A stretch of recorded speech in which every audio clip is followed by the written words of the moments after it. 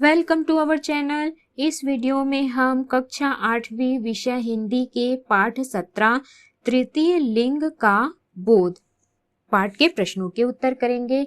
इस वीडियो को सुनने मात्र से ही आपको सारे प्रश्नों के उत्तर याद हो जाएंगे। तो अगर आपने हमारे चैनल को अभी तक सब्सक्राइब नहीं किया है तो जल्दी से सब्सक्राइब कर लीजिए और इस वीडियो को लाइक कर अपने फ्रेंड्स को जरूर शेयर करें। तो चलिए शुरू करते हैं। सबसे पहला प्रश्न है, राम के वन गमन के प्रसंग में किन्नरों के बारे में किस कथा का वर्णन मिलता है?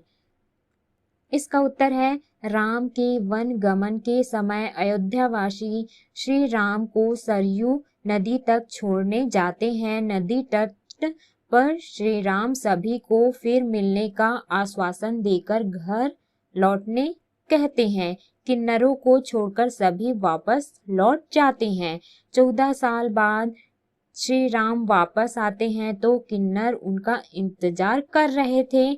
जब कारण पूछे तो किन्नरों ने कहा कि आप नर नारी को वापस लौटने की आज्ञा दिए थे। हम किन्नर हैं, सो यहीं रुक गए और आपका इंतजार करने लगे। अगला है प्रश्न दूसरा, शिखंडी कौन थे और क्यों प्रसिद्ध हुए? इसका उत्तर है, शिखंडी महाराज द्रुपद का पुत्र व द्रौपदी का भाई था। कहीं कहीं सती का अवतार भी कहा गया है। शिखंडी ने धर्म की रक्षा के लिए महाभारत का युद्ध लड़ा था। श्री कृष्ण ने उन्हें महाभारत के युद्ध में सेनापति बनाए। शिखंडी महारथी थे, इसी कारण प्रसिद्ध हुए। अगला है प्रश्न तीसरा, राम वनवास से लौटते हुए किन्नरों को क्या आशीर्वाद दिए? इसका उत्तर है, राम वनवास से लौटते हुए उनकी भक्ति से प्रसन्न होकर आशीर्वाद दिया कि कलयुग में उनका राज होगा और दुआएं लोगों को लगेंगी। अगला है प्रश्न चौथा, दैहार क्या है? इसका उत्तर है, मुगल काल में किन्नरों के रहने का आश्रम या आवास दिया करती थी। गान व नृत्य कलाओं के ये दक्ष हुआ करते थे। किन्नरों का आश्रम ही दैहार कहलाता है। अगला है प्रश्न पांचवा, तृतीय लिंग को किन अन्य नामों से जानते हैं? इसका उत्तर है, तृतीय लिंग को किन्नर टीजी भी कहा जाता है।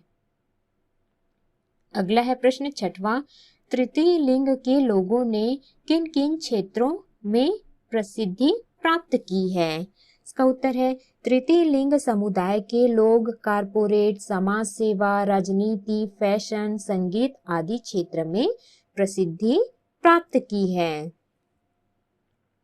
अगला है प्रश्न सातवां, विकास क्रम में पीछे कौन से वर्ग हैं और क्यों? इसका उत्तर है, विकास क्रम में पीछे तृतीय लिंग समुदाय है क्योंकि वो संपूर्ण व्यक्तित्व का विकास नहीं कर सकते, अनुकूल वातावरण नहीं मिल पाता। आगे पाठ से आगे के प्रश्न पहला, पाठ में प्राचीन कालों के नाम आए हैं जैसे त्रेता, द्वापर, कलयुग। ये काल क्यों प्रसिद्ध है? मित्रों से चर्चा करो। इसका उत्तर है, त्रेता युग हिंदू मान्यताओं के अनुसार 4 युगों में से एक युग है। इस युग में विष्णु के 5वें, 6वें, 7वें अवतार प्रकट हुए थे। यह अवतार वामन, परशुराम और राम के थे। इस युग में राम को 14 वर्षों का वनवास मिला था। अगला है द्वापर युग। इस युग में महाभारत का युद्ध हुआ, इसलिए द्वापर युग प्रसिद्ध है।